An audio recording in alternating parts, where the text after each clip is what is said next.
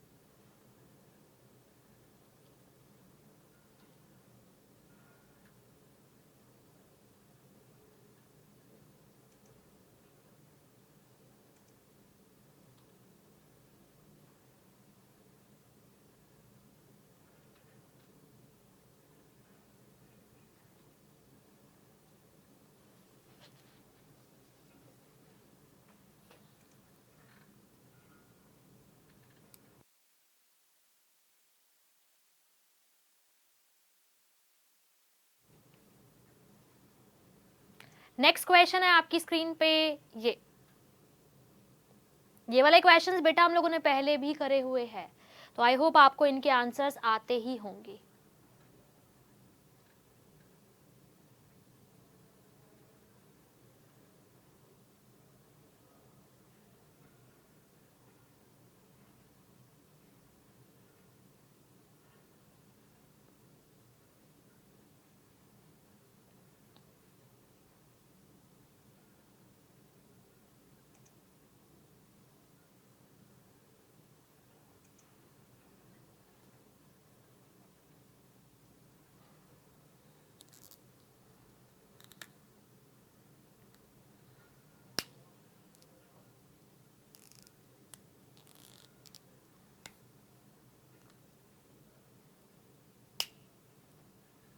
चलिए डिस्कस करते हैं।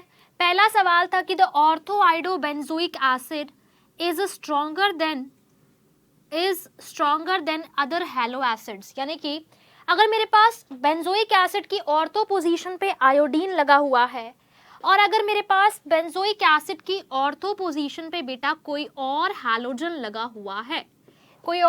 लगा हुआ है, तो बताना है कि भाई ऑर्थो आइडोबेंजोइक एसिड बाकी सभी हैलोजन से, चले चाहे यहाँ पे Cl लगा हो या फिर Br लगा हो, उनसे ज्यादा स्ट्रॉन्गर होते हैं। तो यस, ये बात बेटा बिल्कुल सही है, ठीक है। अब इसका रीजन क्या है, देखो हम लोगों ने ऑर्थो इफेक्ट के बारे में पढ़ा हुआ है। ऑर्थो पोजीशन पे क्या होता है बेटा, ऑर्थो पोजीशन पे अगर कोई बल्की ग्रुप आ जाए तो ये COH आउट ऑफ प्लेन चला जाता है, जिसकी वजह से ये बेंजीन रिंग के साथ कंजुगेशन में नहीं होता और ये H+ इजीली रिलीज कर देता है। अब जितना ज्यादा बल्की ग्रुप लगा होगा ना, उतना ज्यादा ऑर्थो इफेक्ट होगा और उतनी ज्यादा एसिडिटी इंक्रीज होगी। जितना ज्यादा बल्की ग्रुप होगा, bulkier the group, greater will be the ortho effect. जितना ज्यादा आपका बल्की ग्रुप होगा, उतना ज्यादा ऑर्थो इफेक्ट होगा, ग्रेटर द ऑर्थो इफेक्ट, ठीक है। तो क्योंकि सब देखो, fluorine chlorine bromide ion top to bottom हम लोग जाएंगे तो साइज बढ़ेगा हैलोजन का, है ना, और उतना ज्यादा ऑर्थो इफेक्ट लेगा, जितना ज्यादा ऑर्थो इफेक्ट उतनी ज्यादा एसिडिटी। तो ये स्टेटमेंट जो है हमारी, स्टेटमेंट नंबर 1 जो है, ये बिल्कुल सही है कि जो हमारे ऑर्थो आइडोबेंजोइक एसिड होते हैं वो बाकी सभी हेलोबेंजोइक एसिड के कंपेरिजन में ज्यादा एसिडिक होते हैं। अब रीजन तो हमने जान ही लिया कि आयोडीन का साइज बड़ा है, वो मैक्सिमम ऑर्थो इफेक्ट लगाएगा। So statement 2 is iodine exerts maximum ortho effect, बिल्कुल सही. So the acid weakening resonance effect is decrease, तो रेजोनेंस इफेक्ट हमारा खत्म हो जाता है ना. तो स्टेटमेंट 1 भी सही है, स्टेटमेंट 2 भी सही है. और बेटा स्टेटमेंट 1 स्टेटमेंट 2 स्टेटमेंट 1 के लिए एक करेक्ट एक्सप्लेनेशन भी है. तो यानी कि तीनों ही पॉइंट भाई सही है, 1 भी सही है, 2 भी सही है, और स्टेटमेंट 2 स्टेटमेंट 1 के लिए करेक्ट एक्सप्लेनेशन भी है. तो मेरा आंसर क्या हो जाएगा? ऑप्शन नंबर ए. क्या हो जाएगा बेटा? Option number A, that statement 1 is true is true and 2 is a correct explanation of statement number 1. ठीक है, चलिए बहुत ही बढ़िया. तो इस क्वेश्चन का आंसर है ऑप्शन नंबर ए. ठीक है, अगले सवाल पे चलते हैं. अगला सवाल लगाइए.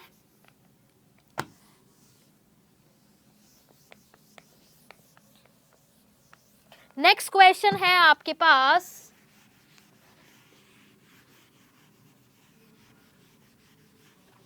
ये नेक्स्ट क्वेश्चन है आपके पास, ऑर्थोक्रिसोल is weaker acidic than metacresol. तो देखो ऑर्थोक्रिसोल क्या होता है बेटा? फिनोल की ऑर्थो पोजीशन पे एक CH3 लगा होता है. एंड मेटाक्रिसोल क्या होता है बेटा? ये होता है इसकी मेटा पोजीशन पे एक CH3 लगा होता है. ठीक है, तो बेटा ऑर्थोक्रिसोल जो होता है ना, वो मेटाक्रिसोल के कंपैरिजन में वीकर एसिड होता है. ये बात बिल्कुल सही है कि metacresol is more acidic then ऑर्थोक्रिसोल. इसका रीजन क्या है? इसका रीजन ये है कि यहाँ पे ये जो CH3 है ना, ये एक इलेक्ट्रॉन रिलीजिंग ग्रुप है. और आप सभी को पता होगा, और मैंने बताया भी है बहुत बारी, कि अगर एक इलेक्ट्रॉन विड्रॉइंग ग्रुप हो तो विड्रॉइंग ग्रुप क्या करता है? एसिडिटी को इंक्रीज करता है. और अगर इलेक्ट्रॉन रिलीजिंग ग्रुप हो तो वो एसिडिटी को डिक्रीज करता है. तो इलेक्ट्रॉन रिलीजिंग ग्रुप है दोनों में, है ना. लेकिन फिर भी जो मेटाक्रिसोल है वो ऑर्थोक्रिसोल के कंपैरिजन में ज्यादा एसिडिक है. इसका रीजन क्या है?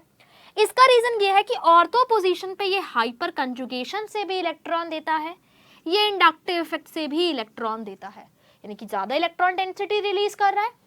लेकिन इसके केस में ये सिर्फ और सिर्फ इंडक्टिव इफेक्ट के थ्रू इलेक्ट्रॉन देता है. इसके केस में ये सिर्फ और सिर्फ इंडक्टिव इफेक्ट के थ्रू इलेक्ट्रॉन दे रहा है. इसके केस में ये हाइपर कंजुगेशन से भी दे रहा है और इंडक्टिव इफेक्ट से भी दे रहा है. तो क्योंकि इलेक्ट्रॉन ये ज्यादा दे रहा है ना ऑर्थो पोजीशन पे, और अगर ज्यादा इलेक्ट्रॉन रिलीज करेगा तो लेस एसिडिक होगा. इसलिए this one is orthocresol is less acidic than metacresol. तो असर्शन तो बेटा बिल्कुल सही है ना. लेकिन रीजन में लिखा है कि ऐसा ऑर्थो इफेक्ट की वजह से होता है. तो भाई OH तो एक बल्की ग्रुप है ही नहीं, इसमें तो ऑर्थो इफेक्ट लगता ही नहीं है, यानी कि रीजन हमारा इनकरेक्ट है. That means assertion is correct, reason is incorrect. So correct statement is option number C, that is assertion is true but reason is false. ठीक है, क्लियर है. चलिए बहुत बढ़िया. तो इस क्वेश्चन का आंसर था ऑप्शन नंबर सी. ठीक है, चलिए अब बेटा आप लोगों के लिए एक छोटी सी और बहुत ही इंपॉर्टेंट अनाउंसमेंट है. आप लोगों के लिए एक छोटी सी और बहुत ही बढ़िया अनाउंसमेंट है. अनाउंसमेंट ये है कि जो बच्चे JEE 2022 के लिए प्रिपेयर कर रहे हैं, किस कोर्स के लिए? 2022 के लिए प्रिपेयर कर रहे हैं,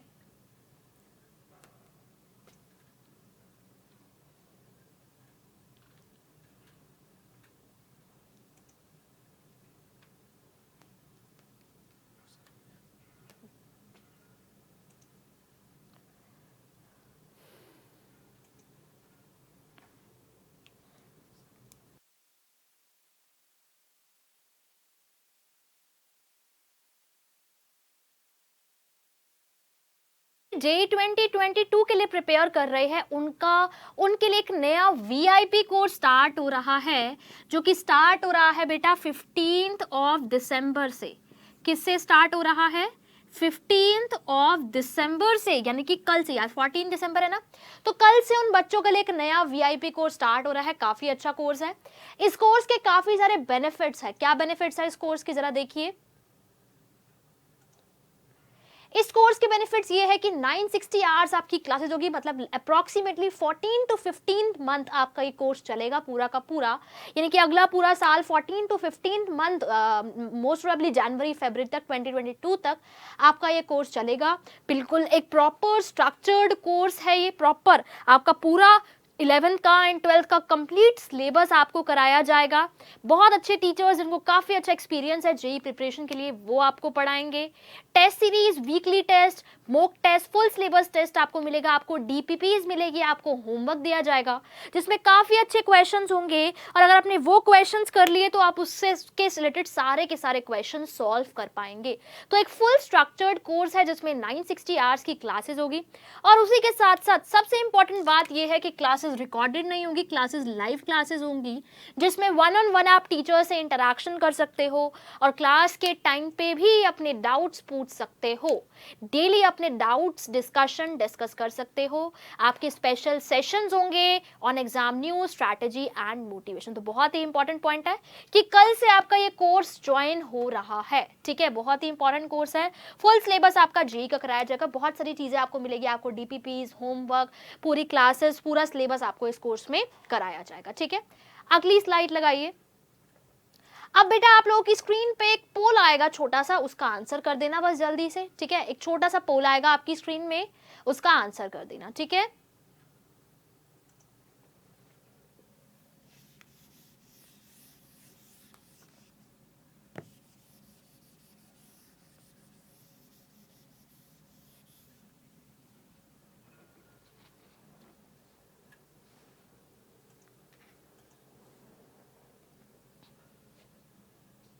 चलिए डिस्कस करते हैं आगे। देखो अब मेरे पास ये कंपाउंड है, ठीक है, साइक्लोहेक्सेन के ऊपर NH2 लगा है। डिस्कस करते हैं आगे, काफी सारे सवाल डिस्कस करेंगे हम लोग, ठीक है।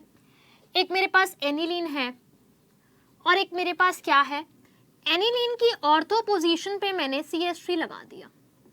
एनिलीन की ऑर्थो पोजीशन पे मैंने CH3 लगा दिया। ये पहले भी सवाल मैंने कराया हुआ है कि अगर ये कंपाउंड A है, अगर ये कंपाउंड B है, अगर ये कंपाउंड C है, मुझे इनका करेक्ट ऑर्डर ऑफ बेसिसिटी बताना है कि भाई कौन सा ज्यादा बेसिक होगा और कौन सा कम बेसिक होगा। सिंपल सी बात है ना। तो देखिए बेटा, आप लोगों को पता है बेसिसिटी क्या होती है। दो तरीके से बेसिसिटी को हम डिफाइन करते हैं, थोड़ा सा रिवाइज करा रही हूँ पिछली क्लास का। दो तरीके से हम लोग बेसिसिटी को डिफाइन करते हैं, लोन पेयर देने की टेंडेंसी और H+ को एक्सेप्ट करने की टेंडेंसी। सो बेसिसिटी क्या होता है, either the ability to donate lone pair और the tendency to accept proton, ठीक है। अब अगर मेरे पास लोन पेयर कंजुगेशन में इन्वॉल्व होते हैं ना तो बेसिसिटी कम हो जाती है। That means basicity is inversely proportional to conjugation of lone pair. Basicity जो होती है ना वो कंजुगेशन के इनवर्सली प्रोपोर्शनल होती है, यानी कि अगर लोन पेयर डोनेट करते हैं तो बेसिसिटी क्या हो जाती है, डिक्रीज हो जाती है, ठीक है। अगर लोन पेयर कंजुगेशन में इन्वॉल्व है तो बेसिसिटी डिक्रीज हो जाती है, क्योंकि अगर वो कंजुगेशन में ही इन्वॉल्व होगी, जैसे बेंजीन रिंग में हमें पता है एनिलीन में यहाँ पे ये कंजुगेशन में इन्वॉल्व होते हैं लोन पेयर, राइट। सो अगर वो कंजुगेशन में इन्वॉल्व होंगे तो वो बाहर किसी को दे ही नहीं पाएंगे, है ना। सो इसीलिए अगर लोन पेयर कंजुगेशन में इन्वॉल्व होते हैं तो बेसिसिटी क्या हो जाती है बेटा जी, डिक्रीज हो जाती है। सिंपल सी बात है ना। और उसके अलावा हमने पढ़ा हुआ है कि अगर इलेक्ट्रॉन रिलीजिंग ग्रुप होगा तो वो बेसिसिटी को बढ़ाएगा, और अगर इलेक्ट्रॉन विड्रॉइंग ग्रुप होगा तो वो बेसिसिटी को कम करेगा। ये सारी बातें हम लोग ऑलरेडी देख चुके हैं, राइट। ये सारी बातें हम लोग ऑलरेडी देख चुके हैं, ठीक है। अब देखिए इस केस में यहाँ पे ये एक साइक्लोहेक्सेन की रिंग है, तो ये कोई बेंजीन रिंग तो है नहीं, तो यहाँ पे लोन पेयर कंजुगेशन में नहीं है और ये लोन पेयर सीधा सीधा बेटा नाइट्रोजन के ऊपर रखे हुए हैं। सो इन दिस केस ए के केस में देयर इज नो कंजुगेशन, ए के केस में बेटा जी कोई भी कंजुगेशन नहीं है। वही अगर मैं बी के केस में देखूं, तो देख सकते हैं आप लोग क्या कि जो नाइट्रोजन पे लोन पेयर है, यार ये बेंजीन रिंग के साथ कंजुगेशन में है, सो यहाँ पे हमारे पास कंजुगेशन है, right. And in this case में भी कंजुगेशन है, क्योंकि यहाँ बेंजीन रिंग है तो नाइट्रोजन पे पड़े हुए लोन पेयर कंजुगेशन में इन्वॉल्व होंगे। सो यहाँ पे भी कंजुगेशन है ना। अब हमें पता है कंजुगेशन तो बेसिसिटी को डिक्रीज करता है, तो यहाँ पे कंजुगेशन नहीं है, यहाँ पे कंजुगेशन है। सो इन दोनों की बेसिसिटी इससे तो कम ही होगी, राइट। इन दोनों की बेसिसिटी इससे तो कम ही होगी। That means A will be most basic, right. अब आफ्टर दैट हमें बी और सी में कंपैरिजन करना है।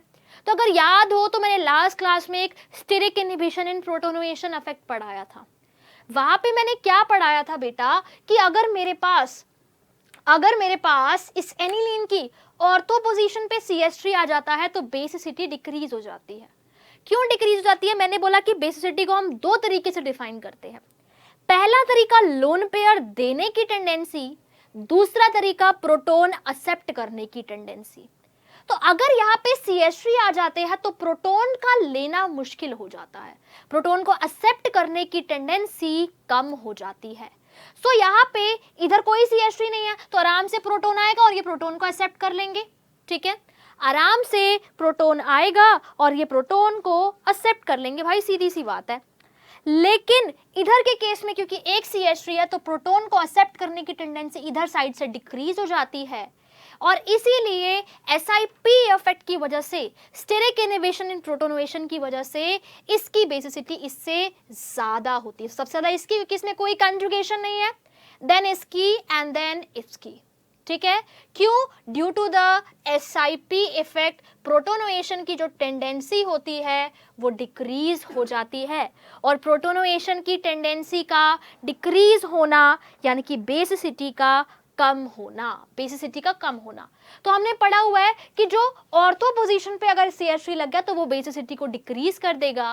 क्यों डिक्रीज कर देगा? ड्यू टू SIP इफेक्ट यानी कि due to steric inhibition in protonation, right.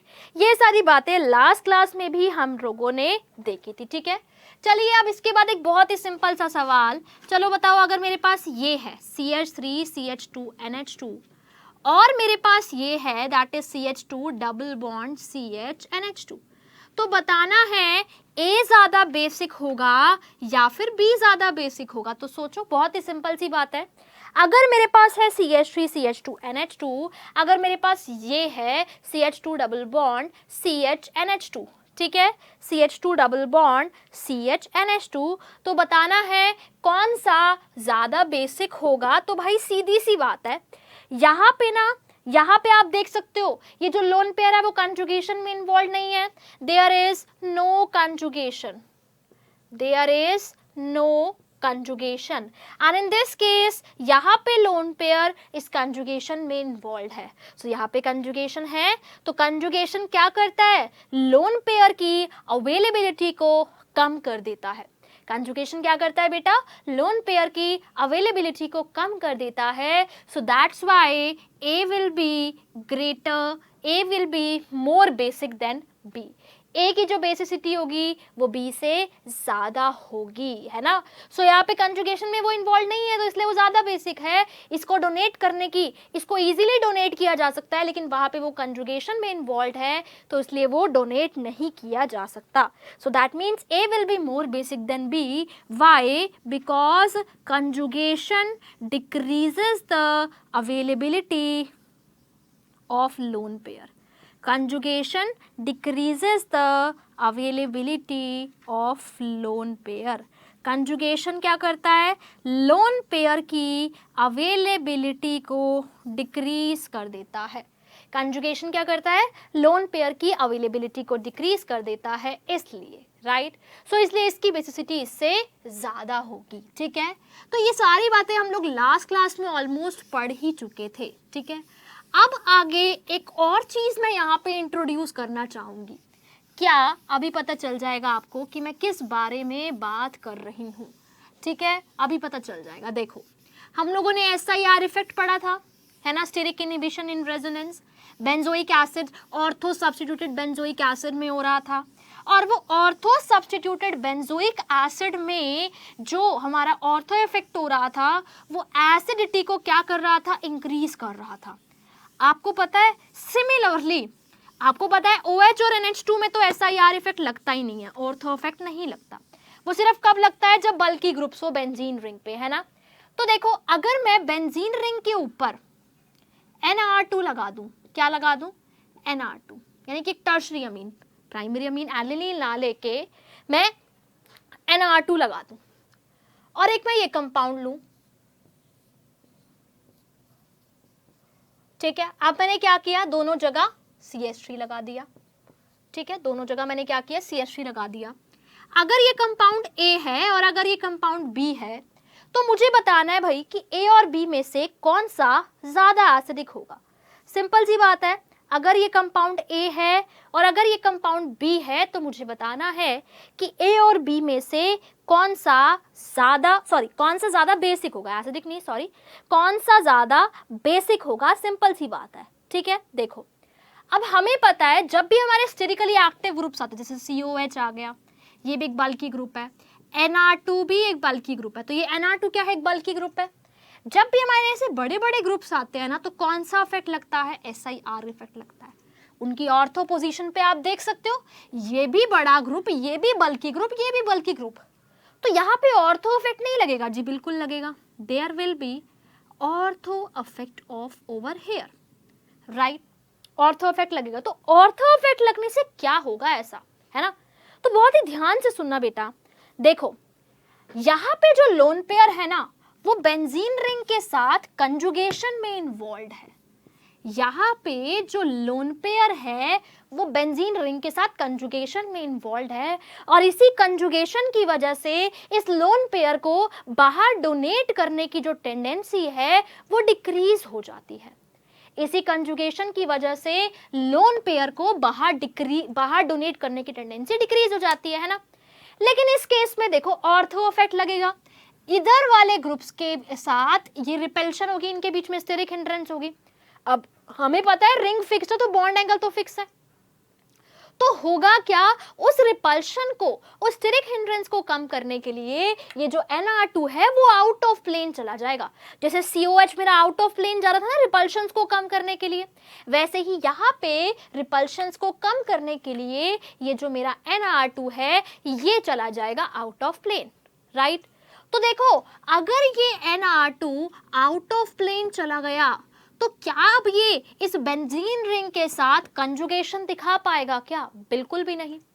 अगर ये आउट ऑफ प्लेन चला गया, अब कंजुगेशन दिखाने के लिए सेम प्लेन में तो होना चाहिए ना, कंजुगेशन दिखाने के लिए सेम प्लेन में होना चाहिए, है ना, तो सेम प्लेन में रहा ही नहीं, ये तो रिपल्शंस को कम करने के लिए आउट ऑफ प्लेन चला गया।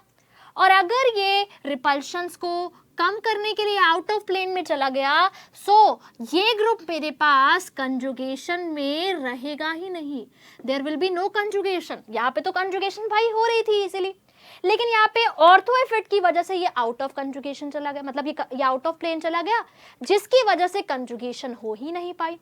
और अगर यहाँ पे कंजुगेशन हो ही नहीं पाई, तो ये lone pair as it is इसके ऊपर, नाइट्रोजन के ऊपर टिका रहेगा, है ना, ये लोन पेयर इधर जाएगा ही नहीं ना, क्योंकि कंजुगेशन ही नहीं हो रही। और अगर लोन पेयर कंजुगेशन में इन्वॉल्व नहीं हो रहा ऑर्थो इफेक्ट की वजह से, सो कंजुगेशन ना होने पर तो बेसिसिटी बढ़ेगी, क्योंकि अवेलेबिलिटी, पहले जो लोन पेयर इधर घूम रहा था वो उसी पे रखा हुआ है, तो वो इजीली डोनेट कर सकते हैं ना हम। सो अगर कंजुगेशन नहीं है तो अवेलेबिलिटी ऑफ लोन पेयर होगी, इजीली होगी, और जिस वजह से जो बेसिसिटी है वो बढ़ जाएगी, बेसिसिटी इंक्रीज हो जाएगी।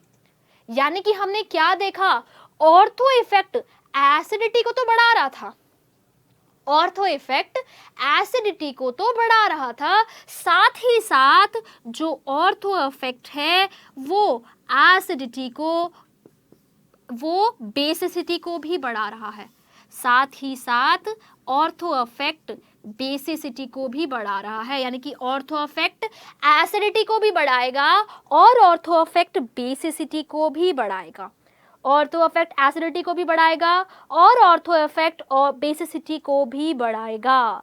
तो क्योंकि यहाँ पे lone pair out of plane, ये जो NR2 है ये आउट ऑफ प्लेन चला गया स्टेरिक हिंड्रेंस को कम करने के लिए, जिस वजह से लोन पेयर अब रिंग के साथ कंजुगेशन में ही नहीं है। और अगर लोन पेयर रिंग के साथ कंजुगेशन में ही नहीं है, ये इजीली डोनेट किए जा सकते हैं, और अगर ये इजीली डोनेट किए जा सकते हैं तो दैट मीन्स ये बेसिसिटी बढ़ जाएगी।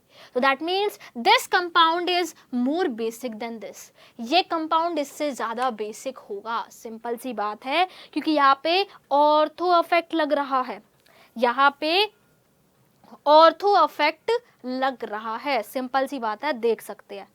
ठीक है, क्लियर है भाई, देख सकते हो।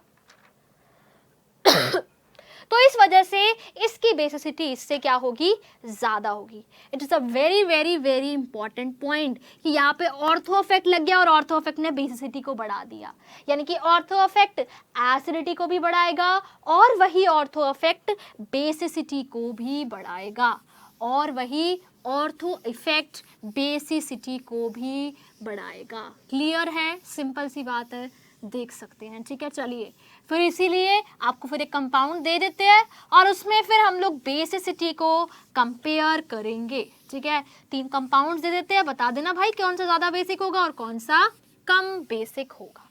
ठीक है, सीधी सी बात है। चलिए देखते हैं कि कौन सा ज़्यादा बेसिक होगा और कौन सा कम बेसिक होगा। ठीक है, चलो अगर मेरे पास क्या है, यहाँ एनिलीन है और इस एनिलीन की ऑर्थो पोजीशन पे मैंने एक CH3 लगा दिया, फिर यहाँ मैंने 2 CH3 लगा दिए। एनिलीन की ऑर्थो पोजीशन पे 2 CH3 लगा दिए, इधर CH3 इधर CH3। अगर ये A है, ये B है और ये C है तो बताना है कौन सा ज़्यादा बेसिक होगा। ठीक है, अब देखो एनिलीन है तो NH2 में ऑर्थो इफेक्ट तो लगता नहीं है, लेकिन यहाँ पे स्टेरिक इनहिबिशन इन प्रोटोनेशन लगता है ना, तो यहाँ पे कोई CH3 नहीं है, तो यहाँ पे कोई SIP, कोई स्टेरिक इनहिबिशन इन प्रोटोनेशन नहीं है। यहाँ पे एक CH3 है तो वो एक ग्रुप SIP लगाएगा, यहाँ पे 2 CH3 है तो वो 2 ग्रुप SIP लगाएंगे, और SIP इफेक्ट क्या करता है, बेसिसिटी को डिक्रीज करता है। सो इसलिए this will be most basic, then this and then this. ये हमारा मोस्ट बेसिक होगा, देन ये, एंड देन उसके बाद ये हमारा मोस्ट बेसिक होगा। सो करेक्ट ऑर्डर क्या आ जाएगा, A then B then C। याद रखना एनिलीन में ऑर्थो इफेक्ट नहीं लग रहा, ऑर्थो इफेक्ट कहाँ लग रहा है, जब NH2 की जगह यहाँ पे 2 अल्काइल ग्रुप्स है, जब NH2 की जगह बेटा यहाँ पे 2 अल्काइल ग्रुप्स है, सीधी सी बात है, आप देख सकते हो। ठीक है, तो बहुत ही इंपॉर्टेंट पॉइंट है ये जो आप लोगों को ध्यान में रखना है। ठीक है, क्लियर है। चलिए एक और सवाल देते हैं, अब उसमें एसिडिटी कंपेयर करना। ठीक है, अब उसमें एसिडिटी कंपेयर करना। ठीक है, कंफ्यूज नहीं होना और सही सही आंसर देना है। देखो अगर मेरे पास सपोज ये होता तो, और अगर मेरे पास ये होता तो, ठीक है, if this is A and this is B, तो बताओ कौन सा वाला ज्यादा एसिडिक होगा। अगर ये मेरे पास A है और ये मेरे पास B है तो बताना है भाई कि कौन सा वाला ज्यादा एसिडिक होगा, सिंपल सी बात है। ठीक है, देखो और बताओ मुझे जल्दी से कि A ज्यादा एसिडिक होगा कि B ज्यादा एसिडिक होगा, जल्दी से देखिए और बताइए। ठीक है, जल्दी से देखो बेटा और बताओ कि कौन सा ज्यादा एसिडिक होगा। अब आप गलती करोगे क्या ये सोच के कि मैम B ज्यादा एसिडिक होगा A से, क्योंकि ऑर्थो इफेक्ट लगेगा, लेकिन आपको यहाँ पे बेंजीन रिंग दिख रही है क्या, ये बेंजोइक एसिड है क्या, ये तो साइक्लोहेक्सेन की रिंग बनाई है मैंने, ये बेंजोइक एसिड थोड़ी ना है, यहाँ पे बेंजीन रिंग थोड़ी बनाई है मैंने, तो साइक्लोहेक्सेन की रिंग बनाई है ना।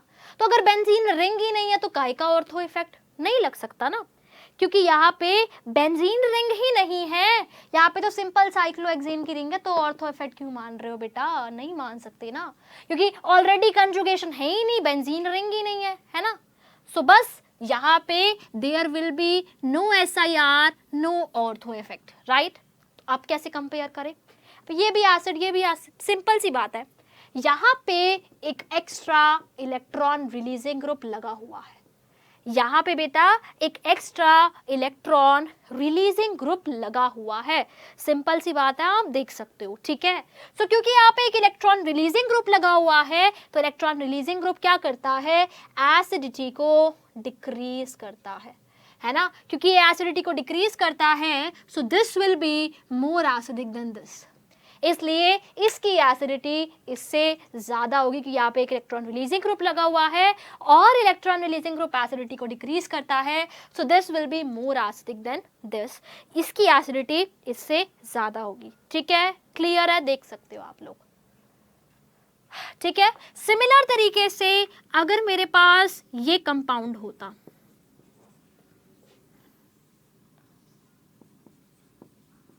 तो बताना है कौन सा ज्यादा बेसिक होगा, ए ज्यादा बेसिक होगा या फिर बी ज्यादा बेसिक होगा।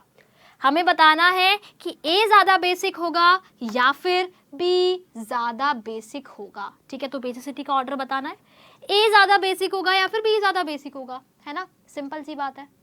हमें क्या बताना है, ए ज्यादा बेसिक होगा या फिर बी ज्यादा बेसिक होगा। तो सोचो और बताओ जल्दी से।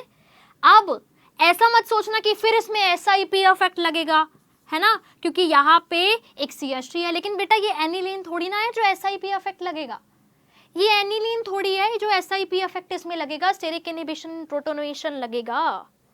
ठीक है, ये एनिलीन थोड़ी ना है जो इसमें SiP इफेक्ट लगेगा, है ना।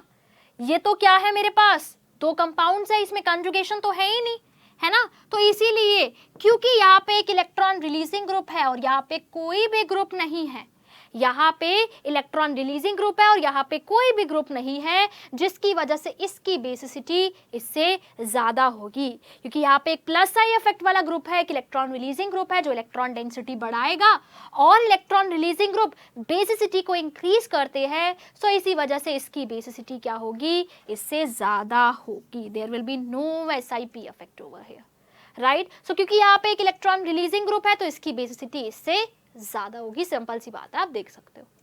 ठीक है, सो इस तरीके से काफी सारे कंपाउंड्स की हम लोग एसिडिटी और बेसिसिटी कंपेयर कर सकते हैं। ठीक है, अब आगे चलने से पहले एक बार फिर से हम लोग क्विज के क्वेश्चंस कर लेते हैं।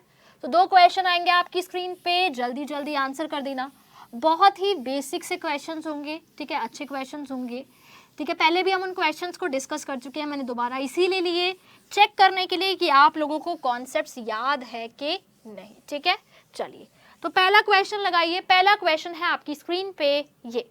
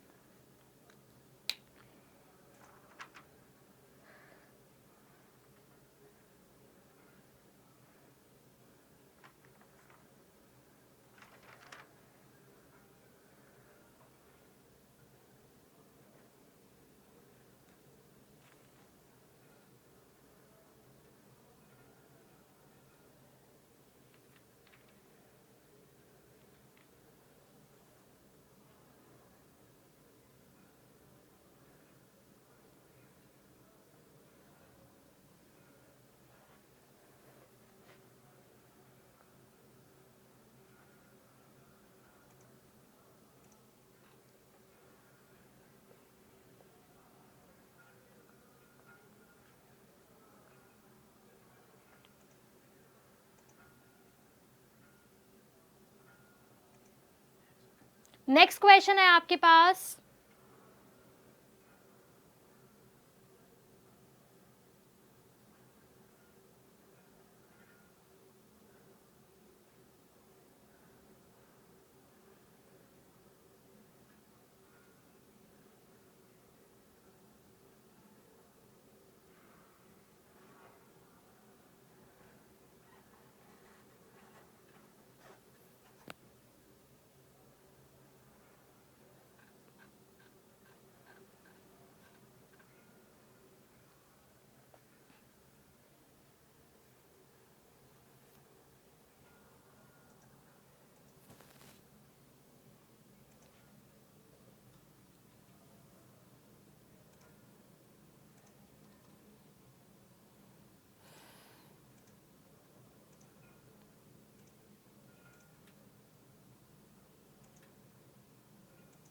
चलिए डिस्कस करते हैं।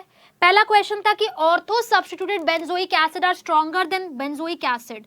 तो जो ऑर्थो सब्स्टिट्यूटेड बेंजोइक एसिड होते हैं, यहाँ पे कोई हमारे पास कोई हैवी ग्रुप आ जाए, वो हमेशा ज्यादा एसिडिक होते हैं बेंजोइक एसिड, सपोज NO2 आ जाए तो यस बिल्कुल सही। रीजन क्या होता है इसका, ऑर्थो इफेक्ट होता है ना। ऑर्थो इफेक्ट की वजह से ये आउट ऑफ प्लेन चला जाता है, जिसकी वजह से एसिडिटी बढ़ जाती है और रेजोनेंस नहीं हो पाता। तो असर्शन बिल्कुल सही है कि ऑर्थो सब्स्टिट्यूटेड बेंजोइक एसिड ज्यादा स्ट्रॉन्गर एसिड होते हैं। उसके बाद रीजन लिखा है कि ऑर्थो सब्स्टिट्यूएंट इसको प्लेनैरिटी को डिस्ट्रॉय कर देते हैं, जिसकी वजह से रेजोनेंस डिमिनिश हो जाता है। ये बात भी बिल्कुल सही है, इसीलिए ही इसकी एसिडिटी बढ़ जाती है। सो असर्शन भी करेक्ट है, रीजन भी करेक्ट है, and reason is also a correct explanation of assertion. ऐसे सवाल हम पिछली क्लासेस में देख चुके हैं ऑलरेडी, ठीक है। सो इसका करेक्ट आंसर है option number A, that is both assertion and reason are true, but reason is the correct explanation of assertion, ठीक है। तो आंसर है ऑप्शन नंबर ए। अगला सवाल लगाइए। अगला सवाल है आपके पास, ऑर्थोनाइट्रोफिनोल इज मोर एसिडिक देन मेटानाइट्रोफिनोल। जी बिल्कुल सही। अगर मैं ऑर्थोनाइट्रोफिनोल लूं और अगर मैं मेटानाइट्रोफिनोल लूं, ठीक है, सो इसकी एसिडिटी कम होती है और इसकी ज्यादा होती है। बिल्कुल सही बात है, क्योंकि NO2 ना ऑर्थो पोजीशन पे -M इफेक्ट भी लगाता है और -I इफेक्ट भी लगाता है, लेकिन मेटा पोजीशन पे ये सिर्फ और सिर्फ -I से इलेक्ट्रॉन विड्रॉ करता है। इसलिए तो मेन रीजन ये है कि यहाँ पे ना -M इफेक्ट भी लगता है, जिसकी वजह से ये एसिडिटी को ज्यादा बढ़ाता है, ठीक है। तो असर्शन बिल्कुल सही है कि ऑर्थोनाइट्रोफिनोल इज मोर एसिडिक देन मेटानाइट्रोफिनोल, लेकिन रीजन में उसने लिखा है कि ऑर्थो पे -I ज्यादा होता है, इसलिए ऐसा होता है क्या? तो वैसे ये बात तो बिल्कुल सही है कि ऑर्थो पे -I ज्यादा होगा, क्योंकि हमें पता है जैसे जैसे डिस्टेंस बढ़ता है वैसे वैसे -I इफेक्ट कम हो जाता है ना। जैसे जैसे डिस्टेंस बढ़ता है वैसे वैसे -I इफेक्ट आपका कम हो जाता है ना। जैसे जैसे डिस्टेंस बढ़ता है -I इफेक्ट कम। तो ये बात बिल्कुल सही है, स्टेटमेंट तो बिल्कुल सही है कि ऑर्थोनाइट्रोफिनोल का जो -I होगा वो मेटा से ज्यादा होगा, ठीक है। मतलब ऑर्थो पे -I ज्यादा होगा, लेकिन ये रीजन नहीं है कि ऑर्थो ज्यादा एसिडिक होता है। रीजन ये है कि ऑर्थो पोजीशन पे ये जो NO2 ग्रुप है वो -M इफेक्ट से भी इलेक्ट्रॉन विड्रॉ करता है, जिसकी वजह से इसकी एसिडिटी क्या हो जाती है, ज्यादा हो जाती है। So correct answer is assertion is correct as a statement, reason is also correct as a statement, लेकिन ये रीजन असर्शन का एक करेक्ट एक्सप्लेनेशन नहीं है ना, क्योंकि करेक्ट रीजन ये है कि -M बढ़ जाता है, इस वजह से ऐसा होता है। तो एज अ स्टेटमेंट तो बिल्कुल सही है, लेकिन इसको करेक्टली एक्सप्लेन नहीं कर पा रहा। तो अगर आप ऑप्शन नंबर बी देखोगे कि reason assertion are true but reason is not correct explanation of assertion, तो मेरा करेक्ट आंसर आ जाएगा ऑप्शन नंबर बी, कि reason is not the correct explanation of assertion. तो आंसर आ जाएगा ऑप्शन नंबर बी, ठीक है। तो इसका आंसर हो गया ऑप्शन नंबर बी, ठीक है। अब बाकी का डिस्कस करेंगे हम लोग कल की क्लास में, जिसमें कुछ और इंपॉर्टेंट चीजें हम लोग डिस्कस करने वाले हैं, ठीक है। तो मिलते हैं कल की क्लास में। Thank you very much.